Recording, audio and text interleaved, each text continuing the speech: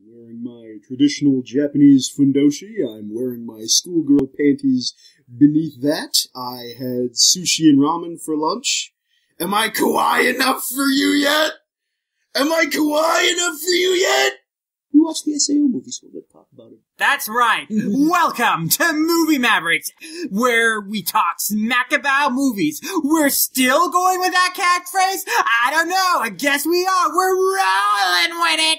And today, that's right, we're going to talk about Sword Art Online Ordinal Scale, the newest installment of the modern classic Sword Art Online franchise. SAO is the smartest anime ever made, and it's not even done yet!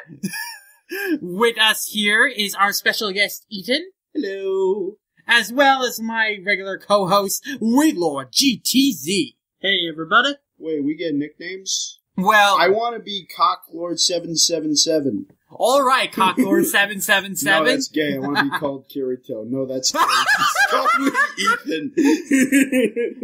Oh boy. That's right. We saw Sword Art Online, and surprisingly enough, it was not the stupidest thing we've seen in a while. Like, I think that honor goes to Iron Fist. Oh my god, Iron Fist episode 1 is trash. It is the dumbest thing I've watched. No. You've got, like, trash, and then you get that gross shit that condenses on the outside of a dumpster when you put a bunch of garbage in it. The gross shit that smells like gym socks and you have to scrape it off with a spatula, that's Iron Fist. It's fucking terrible, but we're not here to talk about that. We're here to talk about SAO, which, as much as we are going to rip this movie a new fundoshi hole, it was not that bad, honestly. Is decent. If you like SAO, you'll like it. If you don't like SAO, stay the hell away. Indeed. This probably is the best installment of the Sword Art Online franchise to date. And if you are a big fan, I think you're going to get a lot out of the movie, especially in its exploration of the core relationship between Kirito and Asuna. There was a lot of hype going into this movie, actually, because there are a lot of talented animators on staff. I know for sure that both the Kanapa Effect, as well as Lachlan Still, aka the Pedantic Romantic, made videos that highlighted the extraordinary animation talent of the movie. And for what it's worth, the movie does look pretty in places. However, I do feel that the quality of the movie's visuals and animation was a tad overrated and overhyped. It looks like the show. And the show was pretty, but it looks like the show. One of my biggest shits on that, though, they used the CGI bosses from the show, and they're still terrible Blender CGI. Yeah, the CGI in the movie does not work at all, even in the upgrade to cinematic quality. Yeah, I mean, like, aside, the final fight scene, I feel, it looked better than what you'd see in the show, but aside from that, it looked like the show. It was passable. It was in your fucking face, and you couldn't. It was very SAO. There's a lot of bright flashing lights. It's very in your face. It's hard to. Maybe I'm an old man, but it was hard to follow for me. So it's passable, I guess. The boss design itself was kind of cool, but they never really played with its size. It's like this fucking Bayonetta Jubilee is huge, but they never play with its size in any meaningful way. It just sort of swings at them and goes. Yeah, the animation and the fight choreography in this movie has the same problem in the show, is that it's very weightless, and it's very hard to follow. So while the movie is moving a lot, like there's a lot of movement, it's not pretty meaningless movement, you know? It's not enough impact. So even in the final battle, and when all the characters come together to fight with the final boss, you know, there are some cool moments, but it just feels like a wash. It's pretty unmemorable. Once you're out of that scene, it just doesn't stick with you because while there's a lot of effort put into making the characters move, there's not a lot of effort into making what they're doing feel real. I feel like it has an impact. It doesn't stick with you. But it lacks proper fight choreography. Look at anything Genndy Tartakovsky has done. A fight should be a dance between the two characters. This is just the characters moving really fast, hitting a big boss monster with swords. There's no back and forth. There's no trading blows. And I get it. It's hard to do something like that with a boss that big, because trust me, this thing's fucking enormous. But you could have done more than you did. Also, it's also quite possible that the final fight lacks impact because they are the characters of SAO, and for me personally, I don't give a shit.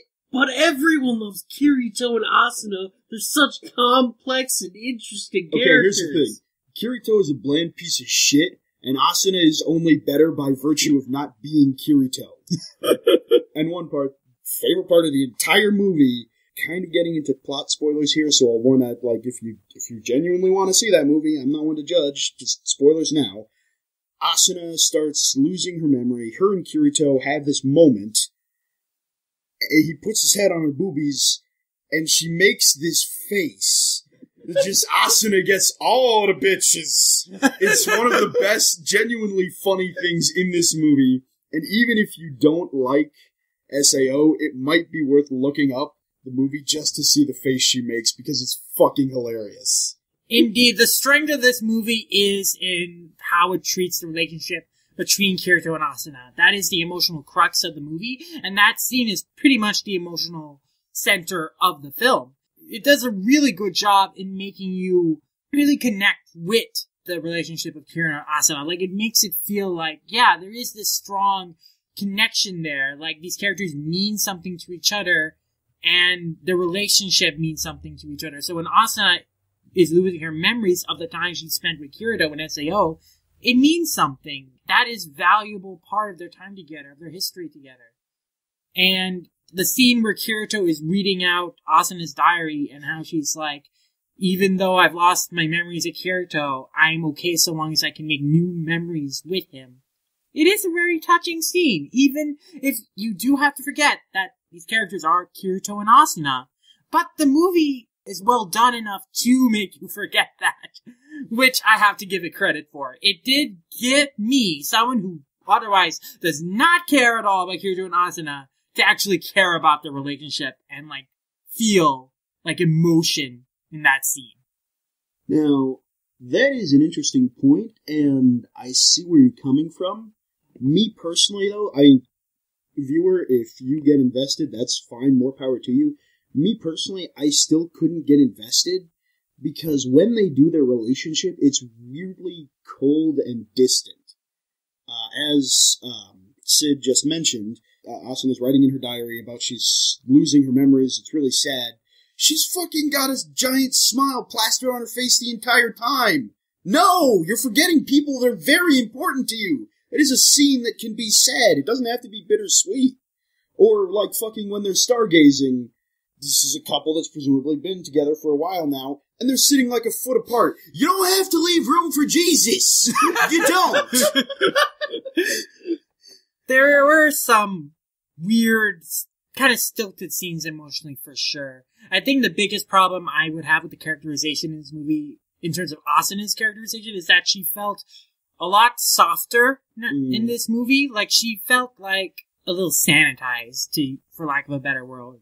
Like, she kind of lacked that kind of fiery personality she had in the first season or whatever. And she felt more like the idealized kind of waifu-esque character. You mean how she was in Fairy Dance? Yeah, pretty much. The thing she reminded me the most, this is kind of a weird comparison to draw, but what I got the most from her character was the fucking Bubble Princess from Dragon Slayer. You know, she's blonde, she's bubbly, she's just there to be an object for the hero to be sought after. And, well, that's not a good thing, that's just the character moved nothing and only advanced the plot through her own suffering. Pretty much, Asuna does serve as basically just a means to get Kirito invested in this overlying plot by being a damsel again. She doesn't lack complete agency, but it is because, like, Kirito wants to get her memories back that he gets involved at all in this entire conflict. That was one thing that genuinely tickled me. In the scenes outside of the video game, for pretty much the first time in SAO history, Kirito is portrayed as kind of a schlub. He wears fucking gym shorts, he eats instant ramen, he spends all day on his computer. I'm fine with that. That's what nerds do. I mean, I'm not saying it's healthy, but it's something a lot of people do, and it brings a fair bit of depth to this character that we've been lacking. Yeah, I mean, it makes Kirito feel more like a believable human being than the, oh my god, Mr. Perfect character he was. Give me your dick! Like, he is portrayed as kind of a loser in this movie, and that kind of makes me like him a little more. When you see him flailing around like he's out of shape and can't... oh god, he was so bad at that. First time he fights in the augmented reality. That's the other thing. Augmented reality is the new big thing, as opposed to virtual reality, which we'll get into why that's stupid later. But the first time he genuinely goes all in to an AR fight, if he doesn't lose, he gets his ass beat pretty badly. Yeah, he gets his ass beat. He doesn't, get, quote-unquote killed. He can't get killed in, the fucking AR games, but he gets his ass beat. Which I liked. Yeah, it was nice seeing Kirito not be perfect at something for once. I want to see the Devil May Cry 3 opening where Dante gets impaled by scythes, only it happens to Kirito, and it's not a video game, so he can't just walk it off! Indeed, yeah. It was good to see Kirito be taken down a peg.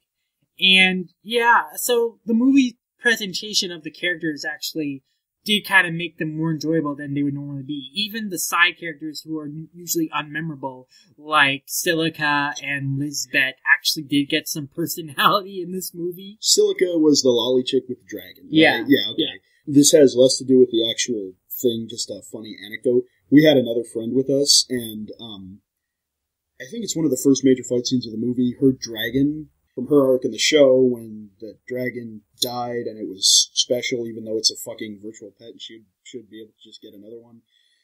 That dragon comes into the augmented reality game, which we'll get into why that doesn't make sense, turns into a giant dragon that's, kicking everyone's asses. I lean over to my friend that we were with, I'm like, everybody shit stomp on the Tamagotchi!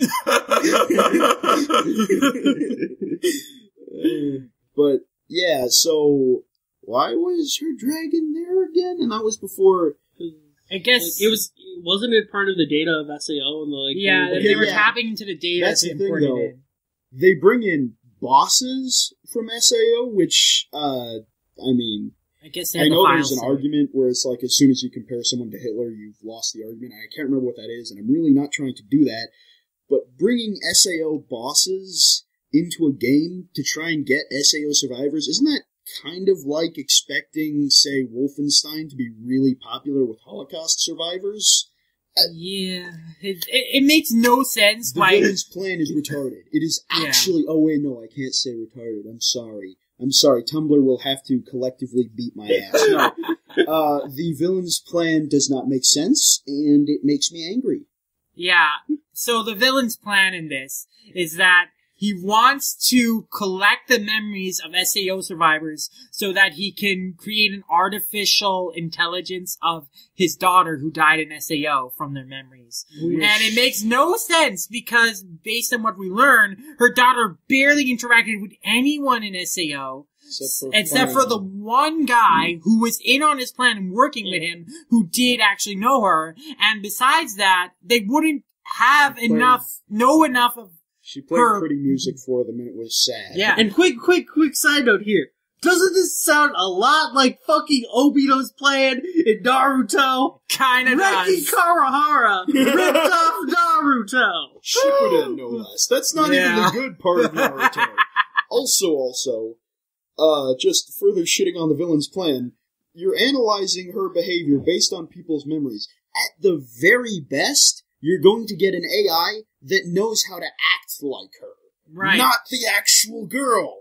And okay, you could make the argument that he's too far gone, he doesn't care, he just wants her back, but they never do. They barely interact with the guy outside of one scene where the AI sort of begs him to stop during the final battle that was actually kind of well done, because his music was nice and the animation was pretty. Though it didn't make any sense as why the AI would want that. And why the AI had a will of its own, why it cared about keep talking about it having survival instincts. All it wants to do is fucking off itself for most of the movie. Yeah, it's suicidal as fuck. And the weirdest part is that there's this other AI, Yuna the Idol, who also is said to have her own, self-preservation full-on I still don't split personality shit. It's insane. Why were there two of them?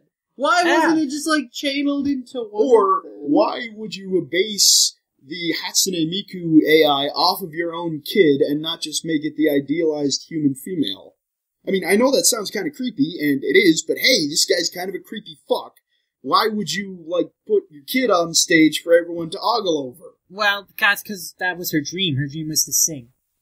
So she was kind of making her dream come true through this AI. Except that AI wasn't her. It was the other AI. It was a shell. So what was the point? Right.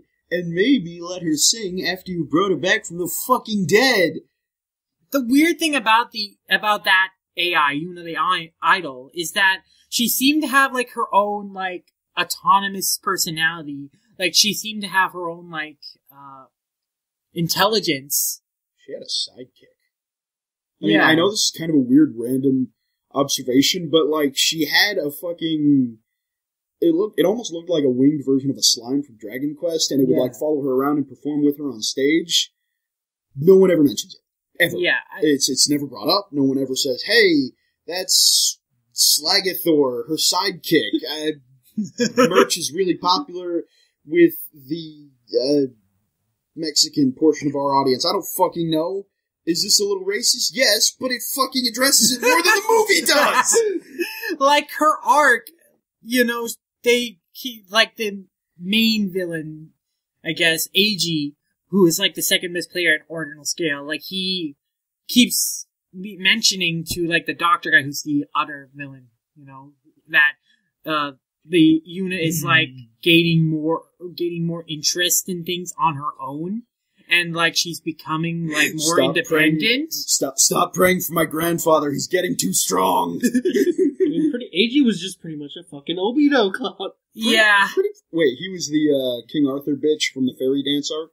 What? No, Obito from Naruto. Okay, I'm getting my cliched anime baddies mixed up. I'm sorry.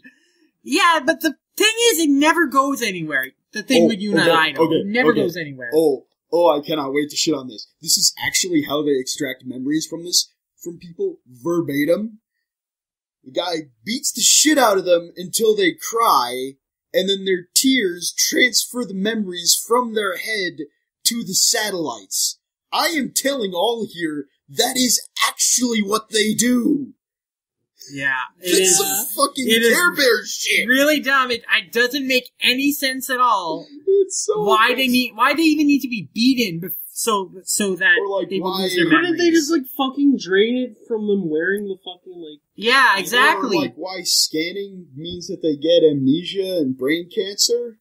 Yeah, the brain damage I sort of get, but why do they need to be beaten for that thing to scan them? Okay, that makes no sense. I mean, I get there could be some residual damage from fucking shoving a probe in their head and wiggling it around until you get stuff you like, but why does scanning their memories mean that they lose them? That's not how scanning works. I assume if Assume if it's like if it's pinpointing their memories, like that ultraviolet light or whatever is like going into their brain, that would destroy the neural pathways, and you're telling me this thing is precise enough to only destroy those neural pathways and not the ones that say let them remember math or how not to shit their pants. It doesn't make any sense. I think we're assuming Reki Karahara knows anything about science or biology or really anything intelligent. Really, it's just magic. Put biology next to video games and people on terms of how Cow doesn't know how things work. Absolutely nothing. Oh boy. Oh lordy. I think we should go into, like, how the augmented reality makes no sense at all. Okay, so it kind of works like a Wii, combined with Google Glass. They put this little thing on their ear that lets them see, which, I mean, it doesn't put a thing over their eyes, but whatever, I could believe it. Future sci-fi tech. Future! Right, whatever. Suspension of disbelief. But then they also get these Wiimote things, it's just a handle. It's just a hilt. But you clearly see them sword fighting, and they're like, because it turns into their sword or their gun or their axe or whatever, their weapon, and you clearly see people sword fighting later on, and their swords are colliding when there wouldn't be anything for them to collide with! Exactly. Like, it makes no sense in terms of, like, what's being imagined and how people are perceiving how the terrain has changed. And, like, the fact that for some reason, there are sectioned off areas of the city. Put money into closing off the streets like it's a fucking parade so these nerds can LARP! Like why would the government subsidize that? What confused me is, like, how exactly do they, like, sense stuff in the, like, AR world? At one point we see Clyde can, like, just easily take off the fucking AR piece. Yeah. And just fight someone without it. Or, yeah. hell, like, it's not like he's immersed in it like a VR game. If so, he keeps putting it back on you, take it off, break it, okay, yeah, you lose your AR thing. This dude's kicking your fucking ass. You have bigger priorities. Take it off, break it, run your ass. Exactly. I don't understand why Kirito even bothered fighting him in virtual reality when he could have just been taken out. Here's a really good idea. What? Here's a really good idea. So, the dude is wearing some sort of ninja super suit that gives him, like, heightened reflexes and speed. They never get into it. It's just we see him wearing a suit, and he's, like, faster and stronger than a human should be able to be. Bring a fucking squirt gun to the fight! You win! You sort out the technology, you get your girlfriend back! You fucking dense pleb! Like, the biggest, like, idiotic thing about this fucking AR, like, earpiece thing is that the entire conflict of this movie could easily be resolved if they would just fucking take off the AR in the climax of the movie, there's this entire stadium of people. They're all wearing the AR things, and they're all freaking out because monsters are coming out and attacking people in the augmented reality. They could also easily be resolved if they just take it off, and there are no consequences into just taking it off. Why does no one take it off? Okay. The guy tells Kirito to tell people to take him off, and no one listens! Say what you want about Doctor Who. The new stuff isn't always great, but they did something kind of sort of similar to this. What happened there was the earpieces actually fused into their, cerebral cortex, so it would fucking instantly kill people to take them off. Granted, that brings up a whole slew of other problems, but it's a fucking start. Take off your Google Glass, get a latte, and jerk off! Right! Quit playing Pokemon Go! If there was an explanation as to why they couldn't just take it off, like with the headsets in SAO, where they couldn't take it off, otherwise they would, get their brain fried. If there was an explanation like that at least would have been an explanation, but no, there is no reason why they couldn't have just taken off their augmented reality, Ogmas are what they call it. Take off the Ogmas and, just walk out of the stadium. Ooh. And that brings up, why the fuck would anyone let anyone put a microwave inside of a VR headset? Yeah. But that is a matter for another string of bitching. For now, continue shitting on the Google Glass because it's stupider than actual Google Glass, and only white rich nerds use Google Glass! Yeah, and it's so contrived that the entire stadium just happens to be full of SAO survivors. Not like they would be traumatized or, everyone not want to play video games. They mentioned that they gave the survivor school, everyone in the survivor school free tickets. I know, but why would they want to wear the stupid Ogmas? The main villain is the only one who seems to treat SAO like it was a thing that was bad. Everyone else is just sort of like, oh yeah, SAO, that thing happened, didn't it? Hey, let's go to this thing where they bring back a bunch of bosses that killed our friends. It made sense that the people who weren't, inside the SAO game were going to those places. Right. But, why the fuck are the survivors going? Right. Why aren't they traumatized? This is my biggest problem with, the series in general. Is that, these guys, they were in fucking SAO for so long. In the fairy they saw so many people fucking die, and then after the gap SAO, they go to another freaking VR game. In the fairy arc, people are still playing VR after people died. People die again, people are still playing fucking VR games. Fucking people die in GGO. Yeah. They're still playing VR games. Don't they know when to quit? Oh, Jesus. Makes no sense. Jesus, left, right, and central nipple. The only thing that kind of made sense was one little background scene in the mall where Granddad or some shit was playing with his kid, or his that was a grandson, cute. And they had a T-Rex or some shit on the guy's lap. That seems like something that AR could genuinely be used for, because I think Microsoft had something like that with Project Spark, Even though they canned it, like you could put the guy on your couch or some shit. Maybe. Right. But things that don't make sense are like creating like this stage for someone to perform a song like in the middle of a mall, and then everyone just stops and claps and cheers at it for some reason. And of course, the game itself, the Ordinal Scale game, makes no sense. You know what I would have loved to see is fucking someone like sets up to do that. But instead of the microphone button for the performance, they accidentally press, like, whatever the sword button is, and the hard light particles fucking skewer them to the back of the head, and they die like that. That would have been hilarious. That would have been fucking amazing. Yeah. Oh my god. Oh yeah, and there's still furries. Yeah. Because we can't have nice things. Because Yui has to get into every single game. Okay, Yeah. I've said it before, I'll probably say it many times again.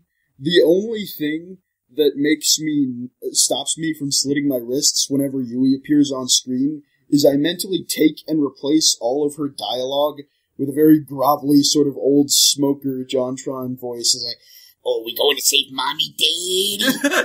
We're going into the game, daddy? Daddy, should we set up for the picnic, Daddy? Yui would be a lot more tolerable with that voice. I have to agree. I could ignore her intro if they got someone like fucking John Jafari to voice her or something like that. Jesus. Yeah, Yui basically exists in this movie to serve the same kind of role she always does. And it's an old AI program from SAO, but they can just use it in the Google Glass because of course they can, because what the fuck Because Kirito is a master hacker. Yeah. Who's also a piece of shit because he didn't use his hacker privileges to get people out of the game. But again, I think that's a rant for another time. Okay, so should we actually like go through like step-by-step plot of the movie to finish this up now that we've gotten most of our big complaints out of the way? Yeah, I think we can do that. I think the movie starts off at least palatably because we do get Asuna focus. And so Asuna is like a more, I can deal with her better than Kirito. So, with the movie focusing on Asuna for like the first third and getting to see her, she kicks ass. That's pretty nice, She gets to do stuff. You see them living their lives. They go to the mall. They fucking go to a malt shop. It's not groundbreaking, but it's acceptable, Yeah, they have lives outside of the game. It's nice to see that. And I mean, we knew that from SAO 16.5. Yeah, but you wouldn't know that from the show. And the show is the only thing I will ever watch of SAO because the day I go back in is the day Satan skates to work and the day that pigs fly! And I do sort of like that Klein actually is sorta have a role in this movie. Shut up, Klein! Come back when you're a main character! Hey, why wasn't Klein the main character again? I don't know. Because Ireki Kawahara even likes Klein the best. He's his favorite character. Because this is a fucking story Reki wrote in like 2002, and he never bothered to revise it for the light novel release. Yeah, but this is a new story he created. This is a new screenplay. Oh yeah, if we're talking about Ordinal Scale, no, that's just modern Reki just being shitty. Hey, yeah. Why didn't you just fucking put Kirito in the background in the corner where he belongs and have Klein be the main character? Because that sounds 1,000 times better. Klein has a personality. Klein would have been a fun Klein character. struggles and fails, and it's almost Shakespearean because he never gets to be in the spotlight, even though he infinitely deserves it so much more than everybody else, including stupid Dragon Girl. Yeah, and Kirito has this big harem, but Klein never gets laid. Even though Klein actually shows interest in the women's, unlike Kirito. Yeah, like, but hey, no, they're attracted to the have emo boobs. guy. I like those things. Which, granted, is not great, but it's still better than Kirito's... Oh, excuse me, no, it's Kirito, so it's... And that's how he finishes every fight. Oh boy, yeah. Which, that's the other thing that pissed me the fuck off. So we mentioned before that Kirito does genuinely fail his first fight. Then he does 16 minutes of kendo and he's the fucking bald dick master of every fight after that. Yeah, how did he get so good so fast? Well, he kept fighting. Hey, I keep fighting in Dark Souls 3 and I'm not good at that game. It still doesn't make sense. I keep fighting in Dark Souls 2 and I'm not good at that game. Yeah. I keep fighting in fighting games, I'm not good at those games. Yeah. I keep fighting in Horizon Zero Dawn and I'm passable at that game at best. practice doesn't necessarily make perfect if you're a pudgy nerd who doesn't do things. Especially in one night. 16 minutes of kendo. Boom! You can run for president, cure cancer, and go to the fucking moon! Oh, boy. Oh, God. And it's still... Okay, so...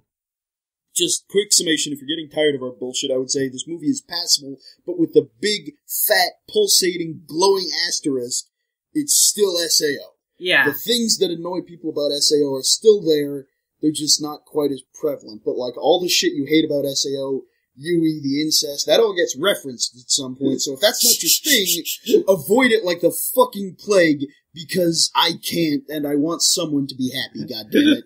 Yeah. This is the best SAO thing that has been made yet, but that's not a high bar. Still thinking I could be at home reading My Hero Academia or rewatching Space Dandy for most of it. Yeah.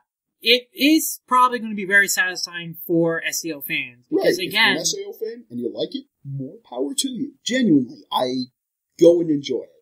There are a lot of good character moments for a lot of characters, even characters that normally get neglected, like Klein and Agiel.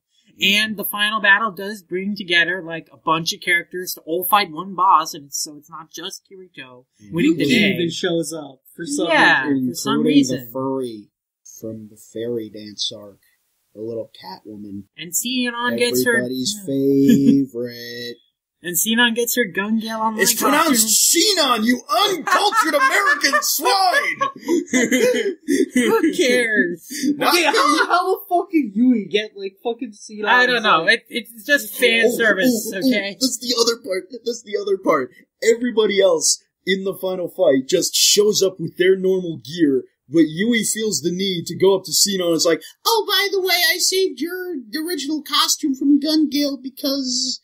Fuck you, I don't know, we wanted to be lazy with the designs. She never even entered the Gun Gale game, like... Yeah, how did she even access that then? It's one thing that she's like a fucking, like, glitch program thing, but she never even entered the game! How did she get it? And let us not forget, at the end of the day, she's still an AI, simply meant to make people not want to kill themselves, nothing more, nothing less. Yeah, how does she have this will of her own and this independent thoughts? Create, like, fucking download objects as independent game assets. Bring them into another game. Implement them in seconds. Yeah, I don't know. Like, maybe Reki Kawahara will one day explore the implications of AI having their own... You're assuming Reki's good at writing anything. Well, I'm just saying, they didn't close off the stuff with Yuna the Idol being her own autonomous thing, and she's still a thing. She's still like an idol at the end of the movie. Like, they still show her. That was also good. So the thing they very clearly establish is that Yuna the Idol and the AI program are both in non-solid holograms. Except for this one part, final battle, she gets flung backwards and breaks a part of the stadium. Yeah, how does that work? How? Is the stadium virtual? Everything is virtual. The big plot twist of SAO is that Kirito is a virtual world within a virtual world within a virtual world. That'll be the next Sword Art Online novel. Sword Art Online Inception. That'd be a saving grace if they cross over with Rick and Morty, that one fucking episode where it's a simulation inside of a simulation and they simulate the butthole flaps. I would love to see Rick and Morty take the piss out of SAO. Yes! Ooh, that would be delicious! Oh, boy. It's so good. Oh, Christ. But, what else? Oh, yeah. So your evil mastermind plan's going down, and you have a fucking Yu-Gi-Oh! Life bar to tell you how far the progress is downloaded. And it's like some random-ass 9,800 number instead of just a fucking percentage. You know, that thing that most computers use? Yeah. Ooh, also, when you blow up the machine, people magically get their electrons that transferred those memories back. Fucking somehow! Yeah, it makes no sense at all. Like, hey, let's contact Reki Kawahara. He might have found the cure for fucking Alzheimer's.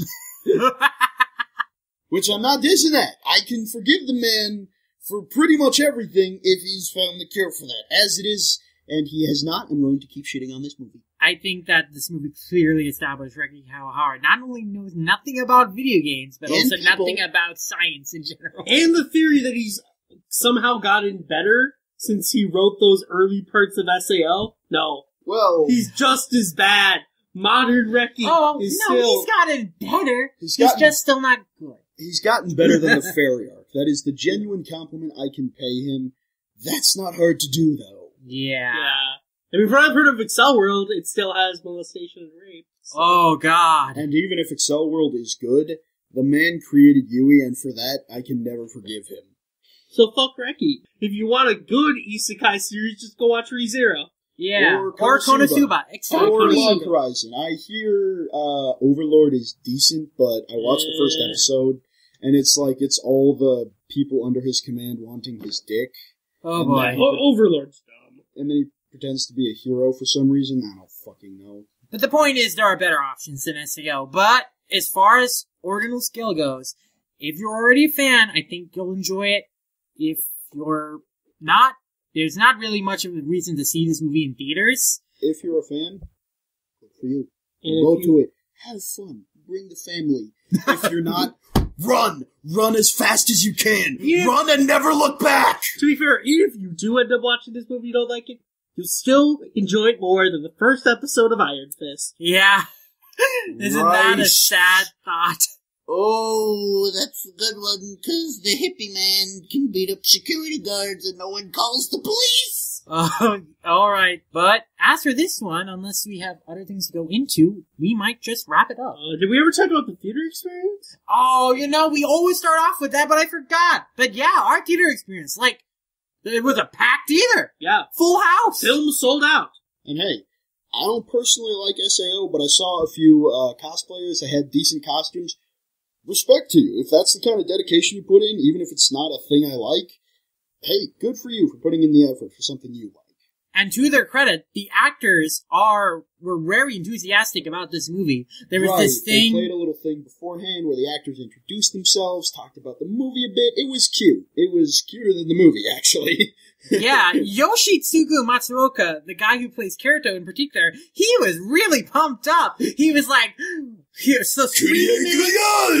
Yeah, he was like getting really pumped up. He was like saying, "Are you ready?" And like waiting for a response from the audience. That's not even him, like, doing bad English. The dude genuinely, like, spoke a bit of English to the crowd for the American release, I think. And again, props to him. It's a cute bit of dedication there.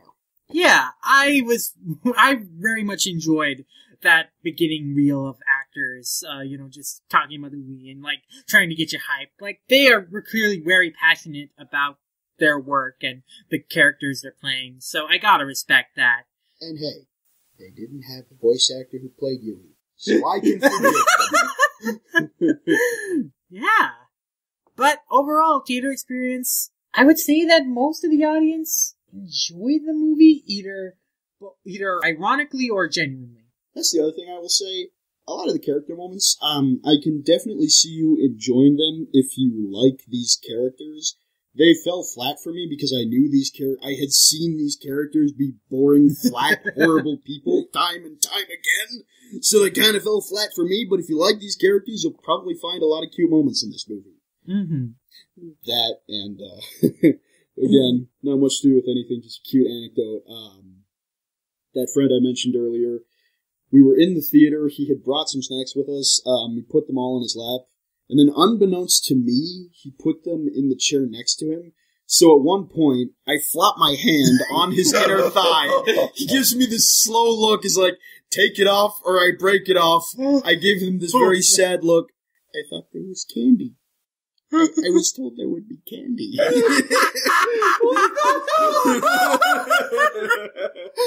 Oh boy.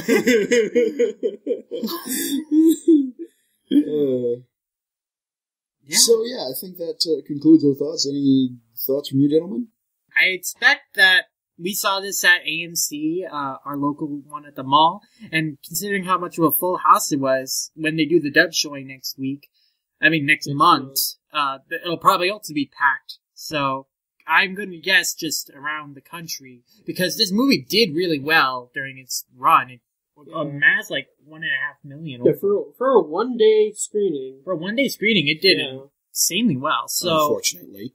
If you missed your chance to see the sub and you were interested in seeing this movie, the dub will be out next week, and I'm pretty sure your teeter will play it because this movie did really well, it seemed, nationwide.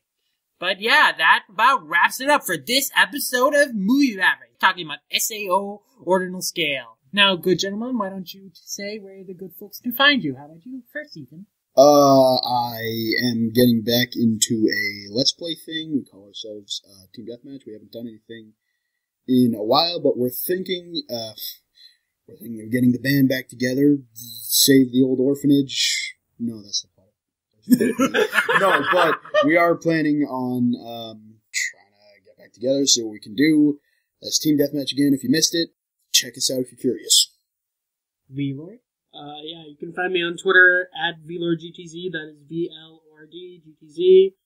I'm pretty much usually just lurking on there. If you want to talk about JoJo, Attack of Conan, Slayers, really anything I'm into, just hit me up. And, of course, you can find me as Lom Ramayasha on various platforms, but namely Twitter and Animation Revelation, where I post pretty frequently. And, yeah, you can also find the show, our Manga Mavericks Twitter, at manga_mavericks on Twitter, and mangamaverics.tumblr.com on Tumblr, and, once again, our YouTube, Manga Mavericks on YouTube. Just look it up. We still need that custom URL, guys. So, subscribe. But that about does it. We'll see you in the next one. Bye, guys. What the fuck is an ordinal scale?